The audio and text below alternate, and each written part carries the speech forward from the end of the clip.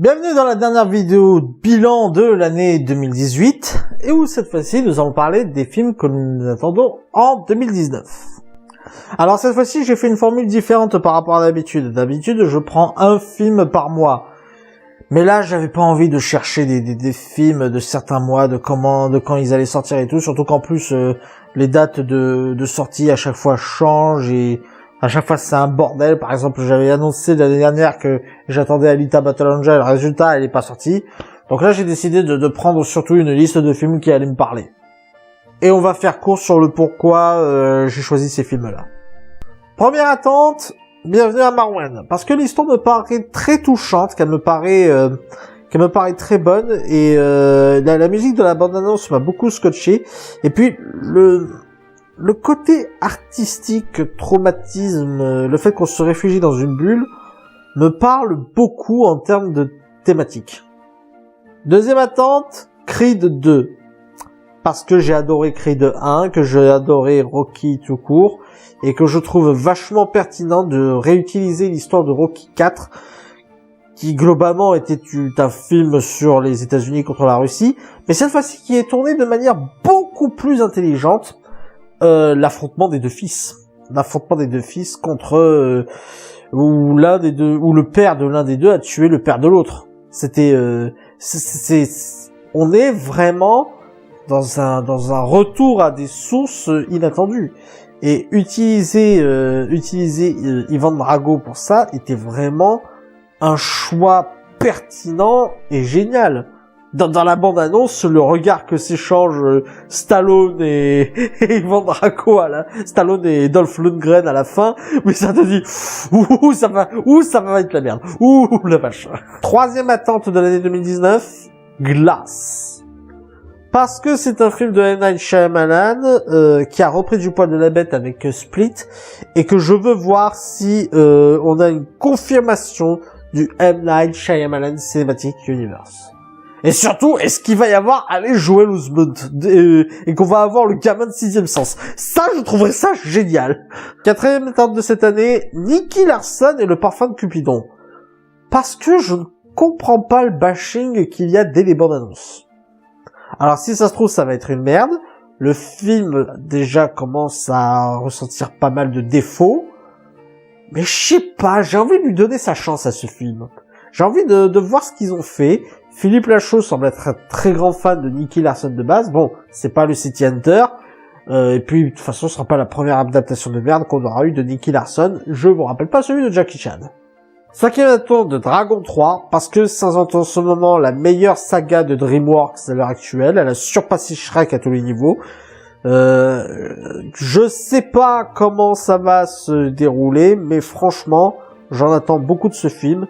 Et surtout, je veux pouvoir entendre les cris de certains quand ils verront Croque-Mousse trouver une copine alors qu'ils étaient là en mode non, ne forcez pas l'hétérosexualité de Croque-Mou. Allez vous faire foutre. Sixième attente, Alita Battle Angel, parce que je suis très fan du manga Gun M, parce que j'ai envie de croire au projet de James Cameron, et parce que j'ai vu les bandes annonces et franchement ça m'a l'air vachement bien travaillé, ça m'a l'air vachement bien léché. Il y en a qui se sont plaints du côté vallée dérangeante alors que c'est totalement dans les thématiques de Gun M. Et non, franchement, je m'attends beaucoup. Je pense pas qu'il sera aussi violent que le manga original, mais je pense qu'il va être vachement bien.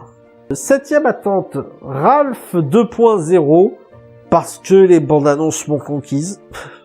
Et parce que j'aime quand Disney se moque de lui-même. J'aime quand Disney vient et dit bon, ok, on a usé de pas mal de clichés. J'aime quand Disney prend le risque de dire ouais, il y a des moments où on a fait les cons. Donc ouais, j'attends de voir ce film avec impatience. Huitième attente, Captain Marvel. Bah évidemment. Évidemment que j'allais attendre un film du Marvel Cinematic Universe. Surtout que cette fois-ci, ce sera le premier film de super-héroïne du MCU. Alors, ils se sont fait damner le pion par DCCU, c'est dommage parce qu'ils ont sorti Wonder Woman avant eux.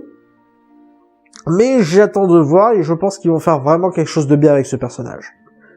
Et en parlant de l'attente du Marvel Cinematic Universe, 9e attente, Avengers Endgame.